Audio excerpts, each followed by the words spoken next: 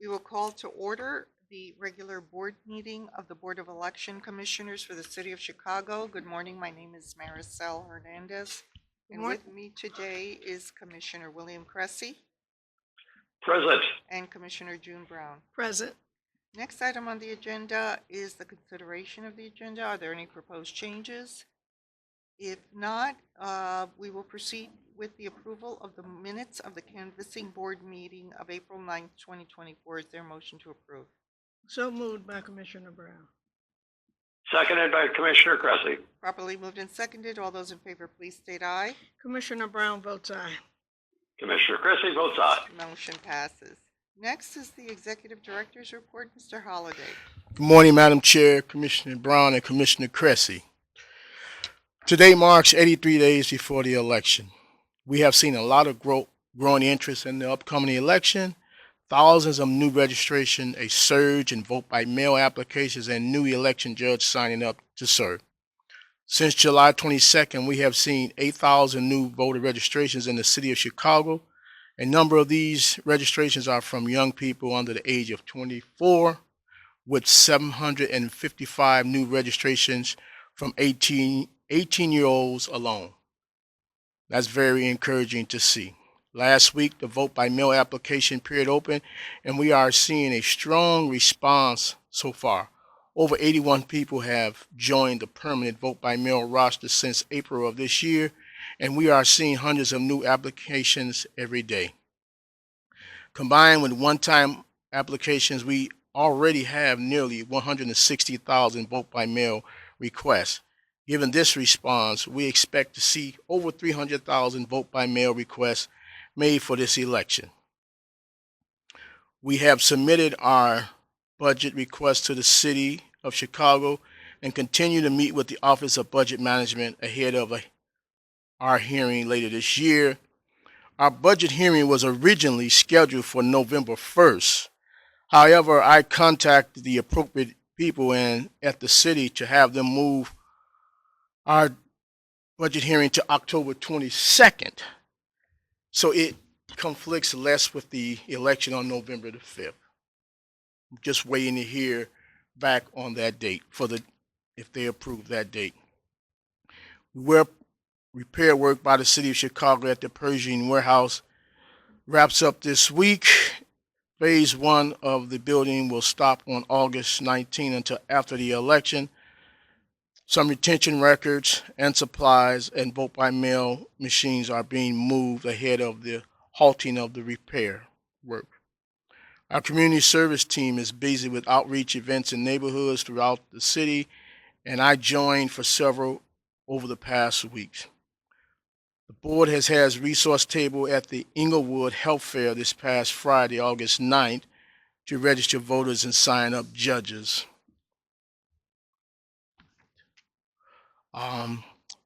We collected over 3 voter registration, 13 standby judges applications, and 14 judge of election applications. Okay. That was that one.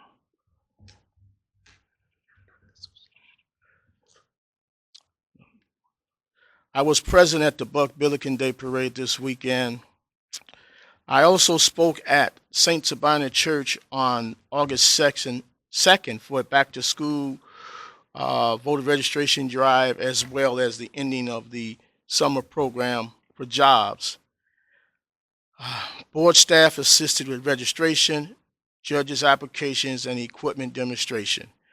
St. Sabina has also asked that they've given us a schedule of upcoming events that they're going to have, and they would like for the board participation to continue with registration of voters, judges' applications, and vote-by-mail applications. So the board will be staffing an upcoming event called Rays of Hope at Palmer Park on August 24th, which also include a voting machine demonstration as well as registering the voters. I also will be speaking at another event at the Fourth Presbyterian Church in a few weeks on September the 6th, where we will have a resource table as well as equipment demonstration.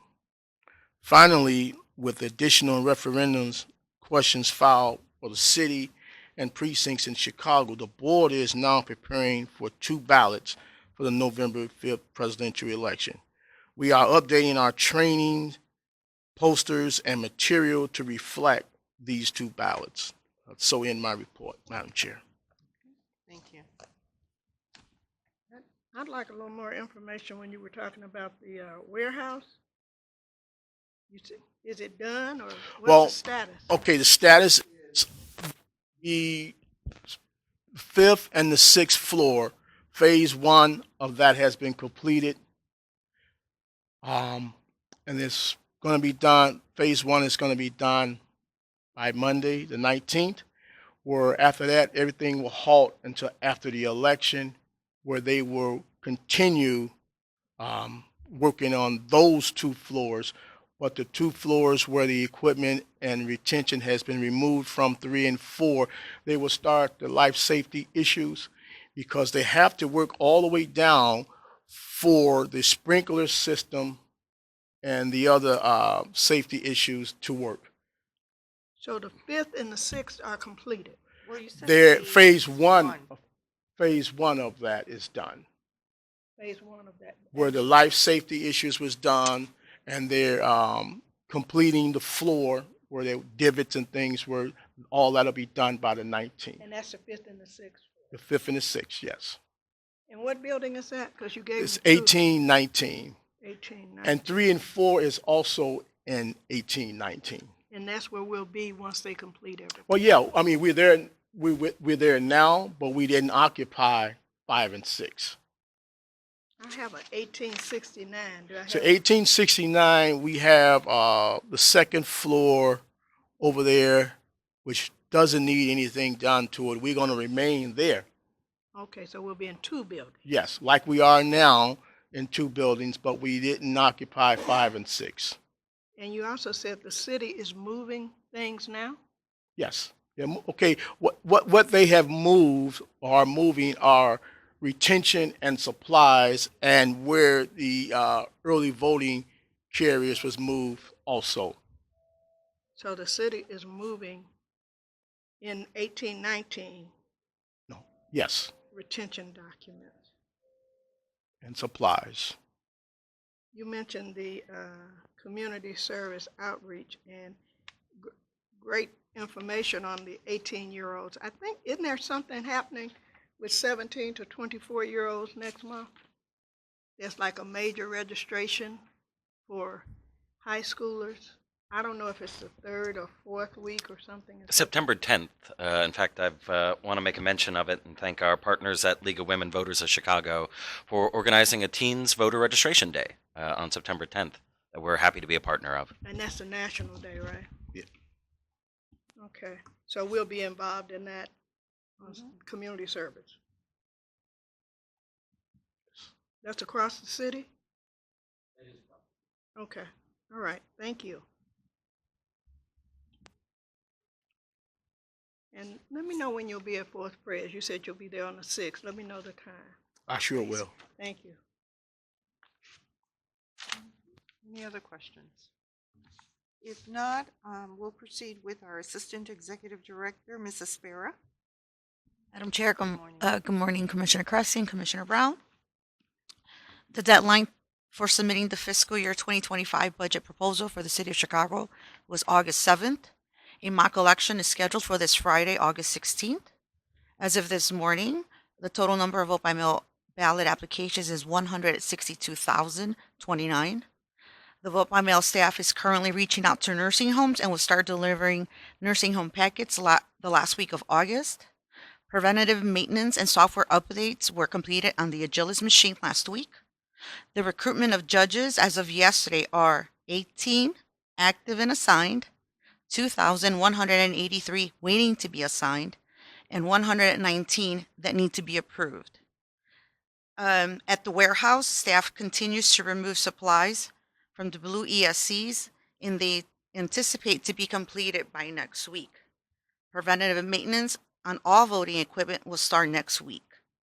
And lastly, I completed the security awareness training last week that was offered by the State Board of Elections. And that completes my report. Thank you. Got a question on that too. You said the budget was submitted, that's for the city only or for the city and the county? That was for the city. The county was submitted back in May, if I'm not mistaken. Oh, May or so June. we've already done the county. The county was submitted. Thank you. Commissioner Brown, after the meeting, I can give you get the commissioners the drafts or the copies of what we submitted. Okay, or you can just email it to me. No. And then I guess the question I have is the differences between last year's budget and this year's That was budget. mine. Is there anything that reflects that? Yes. See, last year's budget, we had the municipal, Right. which even this year's budget was $24 million less than that. And we prepared our budget for next year with the anticipation that there is a special election. That budget was prepared. So if it's not a special election, then that portion will come out of the budget. Mhm. The county has already told us on their end and gave it to us in writing that it wouldn't be a special election, but we have some officers, Adam, those were the two, what we spoke on the other day, two police districts that may cause a special election. So we keeping that in our budget until told otherwise by the city. Sure. Sure. And when I'm saying from a financial analysis view, actuals, proposed, and differences. Okay. if that's what Understanding that due to the different elections, that varies widely, but aside from that, Right, there should be a general overview of Yeah. what the difference is. okay. So in 2025, also we have to prepare for the 2026. So we will be handling petitions by the end of the fourth quarter of Right, 2025. Right. Thank you. We'll be back at the electoral board fourth quarter. Any further questions? No, I'm good. Okay. Then we'll proceed with our Public Information Director, Mr. Bever. Morning, Commissioners. Good morning.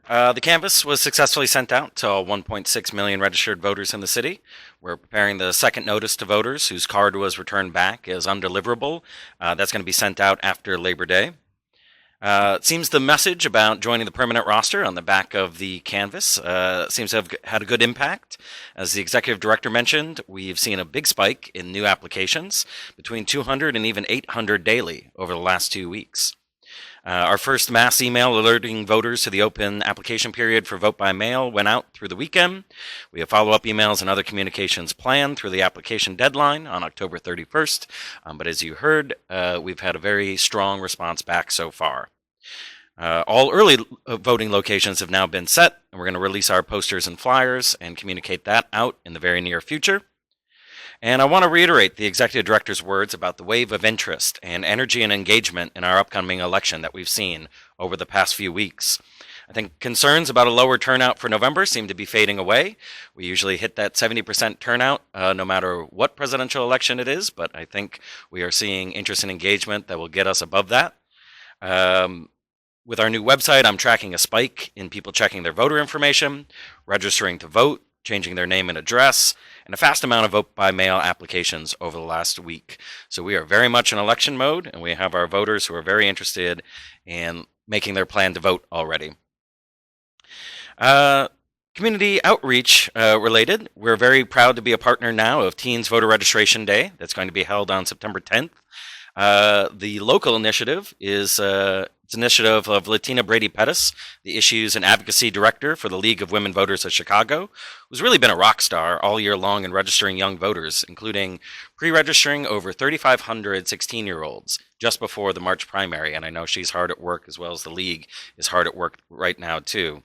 And as the Executive Director mentioned, we're also tracking many new young people applications. The highest number of new applications over the last month in the city as the executive director mentioned, was 18-year-olds. So we are very excited to see that this interest in these registrations from young voters are coming in, and that we've got a day to celebrate it coming up. We are proud to be a partner, and we're going to promote it and hold media availability and support it in whatever way that we can. Other election holiday related, we celebrated National Poll Worker Recruitment Day on August 1st. We saw a little bump in our applications. A lot of my communication and advertising focus will be on election judge recruitment over the next couple of months. We'll also begin focusing on our recruiting of high school judges just in the near future as school begins. We're meeting with our contacts at CPS and MCFA Challenge just this morning, but we will have some specialized communications and a flyer for high school students going out in the very near future. The board was also proud to welcome the American Bar Association to our city for their annual meeting and several days of election-related events, including the panel Lawyers Saving Democracy, the roles lawyers can play in the election process, held at our downtown super site with our general counsel, Adam Lasker, as one of our panelists. I was happy to speak to the ABA's committee at a youth outreach event where they brought in students from across the city and give a presentation. The ABA also honored Commissioner William Cressy and our community partners at Equip for Equality with Unsung Heroes of Democracy Awards at their annual meeting. And we partnered on a video with the ABA called Why You Can Trust the Voting Machines that outline the dozens of laws and cybersecurity laws that protect voters at the ballot box. That's up on our YouTube channel as well as our website and other places. We continue to share that moving forward. A big push over the next few months in some of our events will be focused on disinformation and misinformation. Working with the League of Women Voters, we've set up 2 events that will be held at Chicago Public Libraries in September.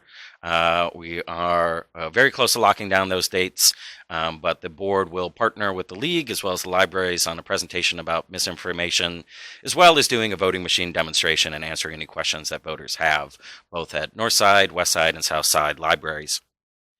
And I've been meeting with representatives from the Chicago Bears about ways that they can help educate voters ahead of the November 5th election. Instead of a secure drop box this year, which didn't see that much engagement in the 2022 election, we're exploring ways to promote early voting this time around and reaching voters through their Jumbotron, through their emails, and other sources, letting them know about the many different early voting sites and that they're also open on Election Day. This is also a little bit helpful because we know there's many suburban and county fans of the Bears, so this is a little more widespread and open-ended for voters and their choices. We appreciate all of our partnerships with our sports teams. I think that this one focus on early voting with Chicago Bears should have a good impact. Great. Thank you. Thank you. For your information too, I have a note on here and I don't have any major specifics, but I have for September, a National Voter Registration Day is the 17th. And specifically high school voter registration week is the 23rd through the 27th, so that may be something to connect. Thank you. That will be the next one celebrating on the docket, but we are looking forward to National Voter Registration Day on September 17th. I think, we want to put a little extra oomph behind it this time, so I'll be reaching out to folks on possibility of a press conference. We'll also have events throughout the city like we usually do. We tend to focus on high schools and colleges with National Voter Registration Day. A lot of those are natural partnerships, but with the ease of the online application, we'll make sure that we promote that as an option citywide as well. There is National High School Registration Week later in September. And then we have one of my favorite holidays got scheduled a little later this year, but Election Hero Day is going to be celebrated on November 1st, right before the election. Oh, wow.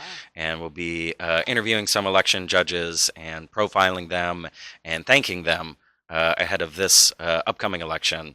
Again, election judges and our poll workers really are the face of Election Hero Day. But we do celebrate all of our board staff members and people involved in the election too. Great. Thank you. Madam Chair, Yes? if I could, I just want to thank Max for all the hard work he did with the American Bar Association annual meeting in town. The video, Why You Can Trust the Voting Machines, has gotten very good reviews. I'm out here in Washington at the American Accounting Association, which is accounting educators, and I am promoting it to be used in classrooms as well to show the various controls that we use in the election process. And I also want to thank Adam for his participation in the Lawyers Saving Democracy panel. That panel was videotaped, and the American Bar Association will be streaming that as part of their continuing legal education offerings as well. So I want to thank you all. And our friends at Equip for Equality are very pleased with the award that they won. And the folks at the award luncheon were really amazed at how well we have done in making our polling places accessible. So just wanted to put all that in there. Thank you. And the American Bar Association, I also attended parts of the Democracy Summit, so they're giving out some additional information on helping us, so it was a big focus. So it was very well attended and very well received. Thank you. Okay, if we're done with the reports, then let's proceed to old business, infrastructure projects and changes in election administration, including electronic poll books and voting equipment. Any updates, changes there? None. No. Okay. Legislation, there is none, Mr. Lasker. And so now we'll proceed to new business, which is the approval of a legal services agreement with Forensic PC for representation on labor and employment matters. Is there a motion to approve? Mr. Lasker, I don't have,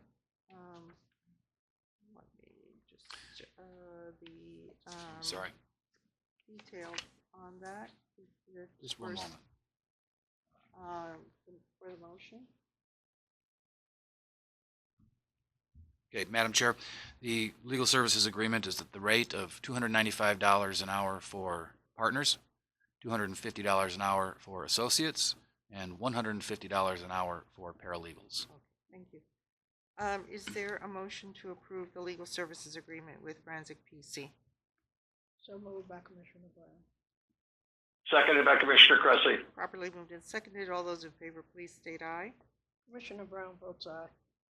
Commissioner Cressy votes aye. Motion passes. Thank you. Next is a legal report. Mr. Lasker?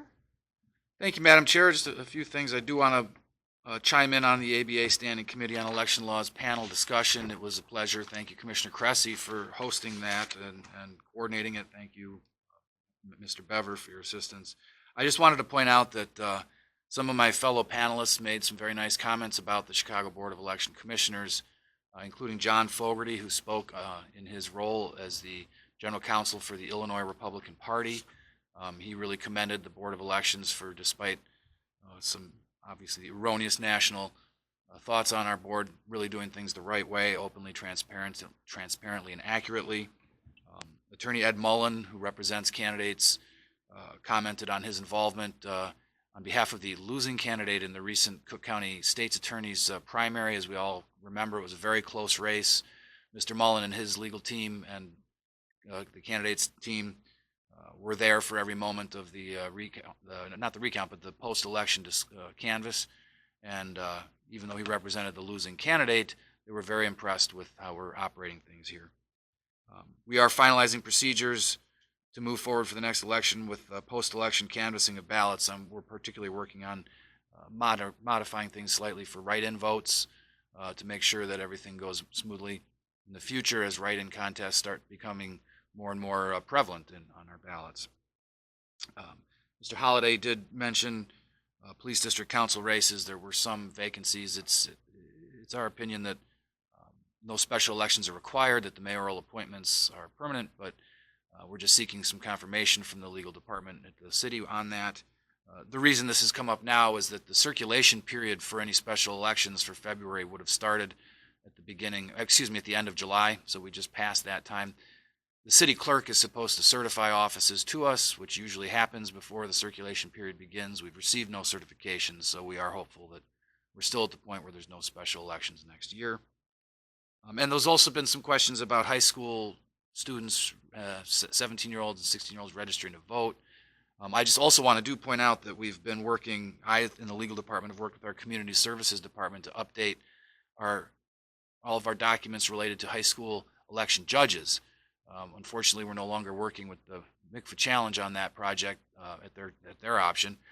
So our community services division is taking that all on. They're working directly with CPS to get these things implemented, to encourage teachers and principals to recruit good kids. Reminder that the statute and the election code requires you be a junior or senior in high school, the grade point average of 3.0 on a 4-point scale. You do not get marked absent for school that day. That's all statutory. We are looking forward to having another good crop of high school judges. And that's my report for today. If there are no questions, then we will proceed to our financial reports. We have a balance sheet and voucher listing for the City of Chicago, a 2024 appropriation number 24-04 dated August 13, 2024, in the amount of $1,238,538.14. Is there a motion to approve? So moved by Commissioner Cressy. Seconded by Commissioner Brown. Properly moved and seconded. All those in favor, please state aye. Commissioner Cressy votes aye. Commissioner Brown votes aye. Motion passes. We also have a balance sheet and voucher listing for the County of Cook, a 2024 appropriation number 24-04, dated August the 13th, 2024, in the amount of $107,361.40. Is there a motion to approve? So moved, Commissioner Brown. Seconded by Commissioner Cressy. Properly moved and seconded. All those in favor, please state aye. Commissioner Brown votes aye. Commissioner Cressy votes aye. Motion passes. At this point, do we have any requests for public comment? No requests for public comments. Do we have a need for executive session? Not today, Madam Chair. Thank Not you. today. So therefore, I will entertain a motion to adjourn. So moved by Commissioner Brown. Seconded by Commissioner Cressy, but if I have a bit of a privilege, ask the chair to tap the gavel lightly. Last time you hit it, you just about blew out my eardrums. Okay. Well, then let me hit it. The motion has been made and seconded. All those in favor, please state aye. Commissioner Brown votes aye. Commissioner Cressy votes aye. Motion passes and we are adjourned. Thank you.